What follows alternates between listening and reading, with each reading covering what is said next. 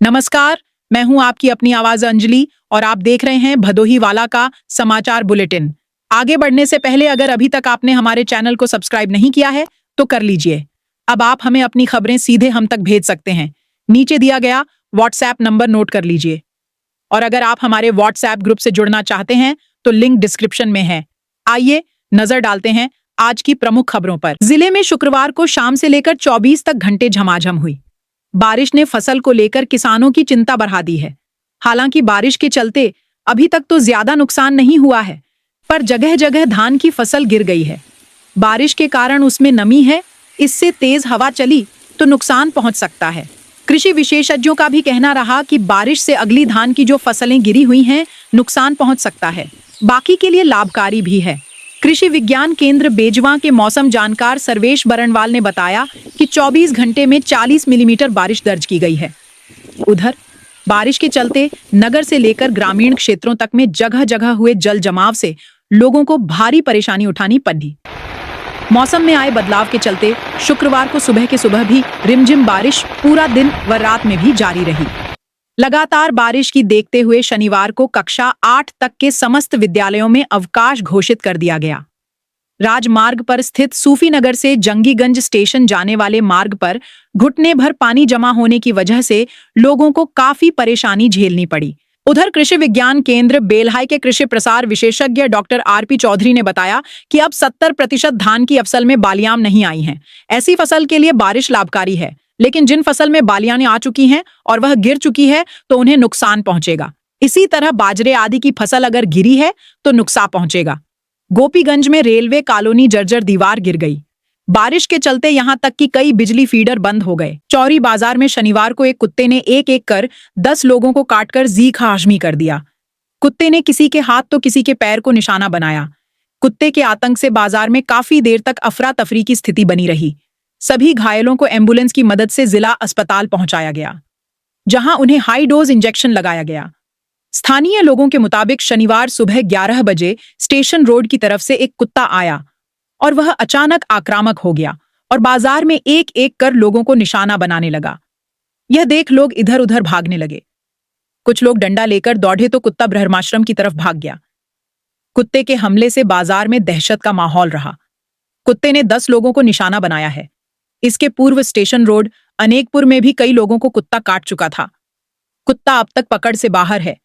चौरी बाजार निवासी मिंटू, सोनकर, संजय, विश्वकर्मा, संजय जायसवाल, हर्ष शारदा, मनीषा देवी, शकील, चिरोंजी देवी, अनेकपुर निवासी प्रियंका देवी, ममहर निवासी रीता देवी को कुत्ता काट चुका था। जिले में आवारा कुत्ते आक्रामक होते जा रहे हैं। बीते 2 माह में 12,000 लोगों को कुत्ते ने निशाना बनाया है। जिला अस्पताल समेत सभी स्वास्थ्य केंद्रों पर हर दिन औसतन 150 मरीज पहुंचते हैं, जिन्हें बार बार कुत्ते काट रहे हैं। जिले में इस तरह की कई घटनाएं हो चुकी हैं। सुरियावां में एक 8 साल की बच्ची को कुत्ते ने काट लिया। इसी 12 टांके लगाने पड़े थे। इसी तरह दुर्गागंज इलाके में 1 साल के बच्चे को कुत्ते ने नोच लिया। इससे 8 टांके लगे थे।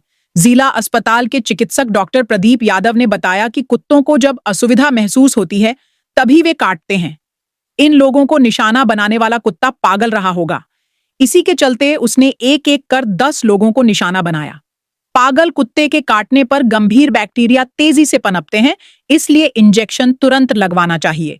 पागल कुत्ते के काटने पर हाई डोज वैक्सीन लगाई जाती है, जबकि सामान्य कुत्ते के काटने पर एंटी रेबीज इंजेक्शन लगाया जाता है। कुत्ता काटने के बाद इंजेक्शन मरीज को लगते हैं। पहला इंजेक्शन 24 घंटे के अंदर, दूसरा 3रे दिन, तीसरा 7वें दिन और चौथा इंजेक्शन 28वें दिन लगाया जाता है। अगली खबर की ओर बढ़ते हैं। भदोही के गोपीगंज कोतवाली के झिलिया पुल स्थित राष्ट्रीय राजमार्ग पर एक सड़क हादसे में 32 वर्षीय साइकिल सवार युवक गोलू सेठ की मौत हो गई। वह देर रात कंपनी से ड्यूटी कर घर लौट रहे थे। जानकारी के अनुसार तुरंतपुर निवासी कन्हैया लाल के पुत्र गोलू सेठ, जो नगर के सोनाखरी वार्ड नंबर 4 में रहते थे, एक निजी कंपनी में रात्रि ड्यूटी के बाद साइकिल से घर लौट रहे थे। ओवरब्रिज के नीचे पिलर नंबर 34 के पास एक अज्ञात वाहन ने उन्हें टक्कर मार दी, जिससे वे गंभीर रूप से घायल हो गए। उन्हें तुरंत सामुदायिक स्वास्थ्य केंद्र ले जाया गया, जहां डॉक्टरों ने उन्हें मृत घोषित कर दिया। पुलिस ने शव को कब्जे में लेकर पोस्टमार्टम के लिए भेज दिया। अगली खबर की ओर बढ़ते हैं। दुर्गागंज थाना क्षेत्र स्थित अर्जुनपुर गांव के पास शनिवार को एक सड़क हादसा हो गया। एक अनियंत्रित कार पलट जाने से एक महिला सहित 3 लोग गंभीर रूप से घायल हो गए। घायलों को तत्काल अस्पताल में भर्ती कराया गया। जानकारी के अनुसार सुरियावा से चनेथू प्रयागराज लौट रहे राजकुमार 24 वर्ष, उनके पिता राधेश्याम गौतम 50 वर्ष और बहन सुषमा 28 वर्ष इस हादसे का शिकार हुए। वे किसी काम से सुरियावा गए थे और वापसी के दौरान अर्जुनपुर के समीप उनकी गाड़ी अचानक अनियंत्रित होकर सड़क किनारे पलट गई। घटना के बाद स्थानीय ग्रामीण तुरंत मौके पर पहुंचे और एक 08 एम्बुलेंस को सूचना दी। एम्बुलेंस के पायलट शमसुद्दीन और एमटी रोहित गुप्ता ने घायलों को सामुदायिक स्वास्थ्य केंद्र भानीपुर पहुंचाया। सामुदायिक स्वास्थ्य केंद्र भानीपुर में तीनों घायलों का उपचार जारी है। इसी कड़ी में एक खबर और देखते हैं। औराई थाना क्षेत्र में नेशनल हाईवे पर मृत गाय से टकराकर 2 बाइक सवार युवक गंभीर रूप से घायल हो गए। यह घटना महाराजगंज पेट्रोल पंप के पास हुई। घायलों में प्रयागराज के सईदाबाद निवासी तरुण कुमार पांडे और भदोही के औराई निवासी प्रकाश मिश्रा शामिल हैं। दुर्घटना में तरुण पांडे का हाथ फ्रैक्चर हो गया और उन्हें अन्य चोटें आईं, जबकि प्रकाश मिश्रा के सिर में गंभीर चोट लगी। सूचना मिलने पर एक 08 एम्बुलेंस मौके पर पहुंची और दोनों घायलों को औराई ट्रामा सेंटर ले जाया गया। ट्रामा सेंटर में प्राथमिक उपचार के बाद तरुण पांडे को हाथ में फ्रैक्चर के कारण ज्ञानपुर जिला अस्पताल रेफर कर दिया गया। प्रकाश मिश्रा का इलाज अभी भी औराई ट्रामा सेंटर में जारी है। अगली खबर की ओर रुख करते हैं। औराई तहसील में शनिवार को जन शिकायतों के तत्काल निस्तारण के लिए जनपद की सभी तहसीलों में संपूर्ण समाधान दिवस आयोजित किया गया। इस दौरान डीएम शैलेश कुमार, एसपी अभिमन्यु मांगलिक, मुख्य विकास अधिकारी बाल गोविंद शुक्ल और एसडीएम बरखा सिंह मौजूद रहे। ज्ञानपुर तहसील में अपर जिलाधिकारी विजय नारायण सिंह और एसडीएम भान सिंह सहित अन्य अधिकारियों ने फरियादियों की समस्याओं को सुना और उनका निस्तारण किया। औरई तहसील में जिलाधिकारी ने कुल 46 शिकायतों में से 6 का मौके पर निस्तारण किया। शेष शिकायतों को संबंधित विभागों के अधिकारियों को गुणवत्तापूर्ण और समयबद्ध तरीके से हल करने के निर्देश दिए गए। जिलाधिकारी ने आईजीआरएस और ऑनलाइन सर्विस डिलीवरी सेवाओं में वृद्धि पर भी जोर दिया। पुलिस अधीक्षक अभिमन्यु मांगलिक ने राजस्व और जमीन से जुड़े मामलों के लिए राजस्व व पुलिस की संयुक्त टीम को मौके पर स्थलीय मुआयना कर स्पॉट नोट तैयार करने का निर्देश दिया। कानूनगो और लेखपालों को भी पुलिस टीम के साथ समन्वय बनाकर जमीन संबंधी मामलों का निस्तारण सुनिश्चित करने को कहा गया। अगली खबर देखते हैं। गोपीगंज कोतवाली क्षेत्र के रामपुर घाट पर एक तांत्रिक ने झाड़ फूंक के बहाने अंधी युवती से दुष्कर्म किया। पीड़िता की मां की तहरीर पर पुलिस ने आरोपी तांत्रिक को गिरफ्तार कर लिया है। प्रयागराज जिले के उत्तराउं थाना क्षेत्र के एक गांव निवासी महिला की 30 वर्षीय बेटी आंखों से देख नहीं सकती। उसकी तबीयत लंबे समय से खराब चल रही थी। इलाज के बहाने महिला बेटी को प्रयागराज सरायमरेज थाना क्षेत्र के मसाढ़ी गांव निवासी तांत्रिक पृथ्वीराज भारतीय के पास लेकर गई थी।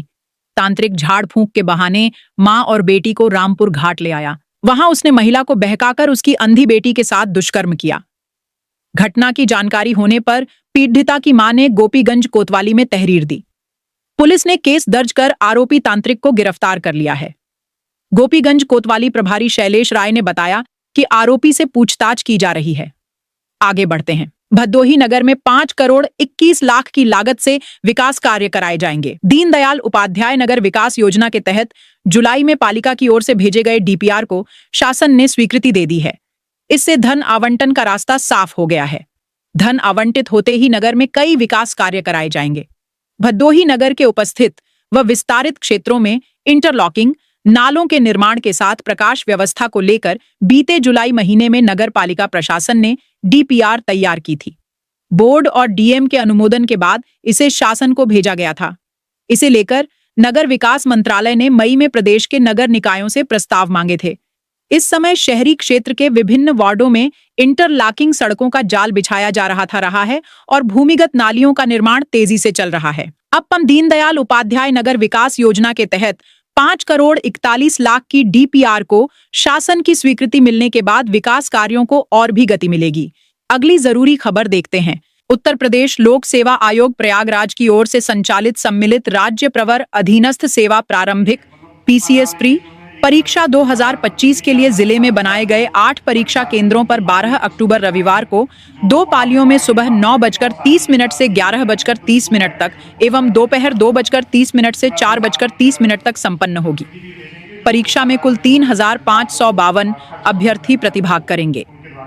परीक्षा को सकुशल व निष्पक्ष व नकल विहीन संपन्न कराने को लेकर कलेक्ट्रेट सभागार में हुई तैयारी बैठक में जिलाधिकारी शैलेश कुमार ने सभी केंद्र व्यवस्थापकों, स्टैटिक व सेक्टर मजिस्ट्रेटों को पूरी तरह पारदर्शितापूर्ण ढंग से परीक्षा संपन्न कराने का पाठ पढ़ाया। उन्होंने सभी सेक्टर स्टैटिक मजिस्ट्रेटों को निर्देशित करते हुए कहा कि कोई भी अधिकारी किसी भी हाल में अपना मोबाइल स्विच ऑफ नहीं रखेगा।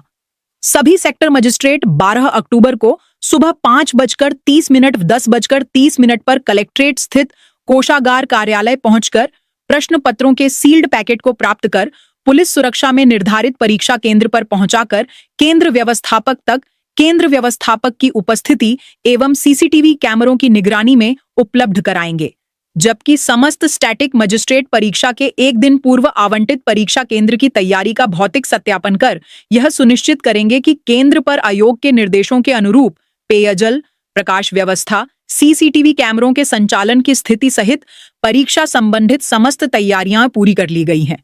अगली खबर देखते हैं। भदोही के मथुरापुर वार्ड नंबर 7 दारोपुर में शनिवार रात चोरों ने एक घर से करीब 15 लाख रुपए के सोने चांदी के आभूषण चोरी कर लिए। चोरों ने घर में रखे बड़े बक्से का ताला तोड़कर वारदात को अंजाम दिया। घटना का खुलासा रविवार सुबह तब हुआ जब घर के सदस्यों को चोरी का पता चला। मथुरापुर निवासी रामाशंकर यादव के घर में यह चोरी हुई। उनके पुत्र मनीष और गणेश यादव के परिवार घर में रहते हैं। रविवार सुबह करीब 10 बजे जब रामाशंकर की बहू अपने कमरे में रखे बक्से से जेवर निकालने गईं, तो उन्होंने देखा कि ताले में चाबी नहीं लग रही थी। शक होने पर परिवार के सदस्यों ने ताला तोड़ा और पाया कि पेटी टूटी हुई थी और सभी जेवरात गायब थे। पुलिस मामले की जांच कर रही है। देखते हैं अगली खबर। भदोही के सुरियावा में दशहरा मेले के बाद एक युवक पर हमला हुआ है। नेहरू नगर निवासी 20 वर्षीय शुभम को 2 सगे भाइयों ने पीटकर गंभीर रूप से घायल कर दिया। हमले में शुभम का सिर फट गया और वह लहूलुहान हो गया। शुभम अपने साथियों के साथ वहीदा मेला देखने गया था। वापस लौटते समय मतेथू बाजार के पास किसी बात को लेकर 2 भाइयों ने उसे सड़क पर पटक दिया। घायल शुभम को तत्काल सामुदायिक स्वास्थ्य केंद्र सुरियावा ले जाया गया। प्राथमिक उपचार के बाद उसकी गंभीर हालत को देखते हुए उसे जिला अस्पताल रेफर कर दिया गया। सुरियावा थानाध्यक्ष अजीत कुमार श्रीवास्तव ने बताया कि शुभम के पिता की तहरीर पर मुकदमा दर्ज कर लिया गया है। पुलिस मामले की आगे की कार्रवाई कर रही है। रुक करते हैं अगली खबर की ओर। भदोही आगामी त्रिस्तरीय पंचायत चुनाव को लेकर ग्रामीण सत्ता पंचायती राज संगठन उत्तर प्रदेश ने अपनी रणनीति को अंतिम रूप देना शुरू कर दिया है। संगठन ने ग्रामोदय से राष्ट्रोदय के संकल्प के साथ ग्रामीण नेतृत्व को सशक्त बनाने की दिशा में ठोस कदम बढ़ाया है। शनिवार को प्रदेश अध्यक्ष विवेक चंद्र अवस्थी ने प्रदेश के समस्त जोनल, मंडल और जिला प्रभारियों से कहा कि वे अपने अपने क्षेत्रों में स्वच्छ, निष्पक्ष और ईमानदार छवि वाले संभावित प्रत्याशियों की पहचान कर सूची शीघ्र प्रदेश कार्यालय को उपलब्ध कराएं। प्रदेश अध्यक्ष अवस्थी ने कहा, ग्रामोदय से राष्ट्रोदय का संकल्प तभी साकार होगा जब पंचायत स्तर पर ऐसे जनप्रतिनिधि सामने आएंगे जो ईमानदारी और सेवा की भावना से जनता के बीच काम करें। संगठन की प्रदेश प्रवक्ता ज्योति यादव ने बताया कि सभी जिला एवं मंडल प्रभारियों को निर्देशित किया गया है कि वे निर्धारित समय सीमा के भीतर अपने अपने क्षेत्रों से योग्य प्रत्याशियों की सूची प्रदेश कार्यालय को भेजें। प्रदेश मीडिया प्रभारी राजमणि पांडेय ने कहा कि संगठन की यह पहल पंचायत राजनीति में नई सोच, पारदर्शिता और जनता केंद्रित नेतृत्व की दिशा में एक ऐतिहासिक शुरुआत है। उन्होंने बताया कि संगठन जल्द ही प्रत्येक जिले में जनसंवाद एवं प्रशिक्षण कार्यक्रम भी आयोजित करेगा ताकि संभावित प्रत्याशी पंचायत की भूमिका और जिम्मेदारियों को बेहतर ढंग से समझ सकें। आगे बढ़ते हैं। भदोही जिले के भमोरा ग्राम सभा में एक महिला ने पंखे से लटककर आत्महत्या कर ली। महिला की पहचान काजल 22 पत्नी अनिल कनौजिया के रूप में हुई है। घटना की सूचना मिलते ही पुलिस मौके पर पहुंची। औराई क्षेत्राधिकारी प्रभात राय और औराई थानाध्यक्ष रामसरिक गौतम तत्काल घटनास्थल पर पहुंचे। उन्होंने महिला के शव को फंदे से उतारा और आगे की विधिक कार्रवाई शुरू की। पंचनामा भरने के बाद शव को पोस्टमार्टम के लिए पीएम हाउस भेज दिया गया। अगली खबर देखते हैं। ज्ञानपुर कोतवाली क्षेत्र के सारीपुर उमरपुर गांव में बीती रात एक महिला से चेन छीनने की घटना सामने आई है। दिनेश कोटेदार के घर के बाहर खड़ी उनकी भाभी का एक युवक ने चेन छीन लिया और मौके से फरार हो गया। घटना की सूचना तत्काल 112 नंबर पर पुलिस को दी गई, जिसके बाद पुलिस टीम मौके पर पहुंची और मामले की जांच शुरू कर दी है। अगली खबर पर नजर डालते हैं। भदोही के चौरी थाना क्षेत्र में एक टोटो चालक से मारपीट और महिला सवारी से अभद्रता का मामला सामने आया है। किराया मांगने पर शराब के नशे में धुत 2 युवकों ने यह घटना की। पुलिस ने शिकायत के आधार पर मुकदमा दर्ज कर जांच शुरू कर दी है। चौरी खास निवासी जितेंद्र कुमार मौर्य, जो टोटो चलाकर परिवार का भरण पोषण करते हैं, ने पुलिस को बताया कि 27 सितंबर 2025 की शाम करीब 4 बजे वह भदोही से सवारी लेकर चौरी बाजार पहुंचे थे।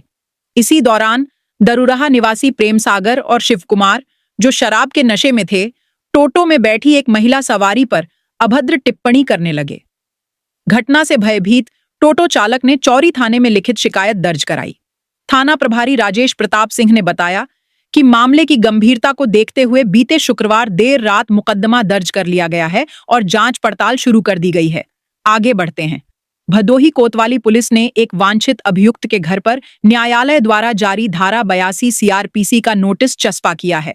पुलिस ने मुनादी कराकर चेतावनी दी कि यदि अभियुक्त तय समय पर न्यायालय में पेश नहीं होता है तो उसकी संपत्ति जब्त कर ली जाएगी।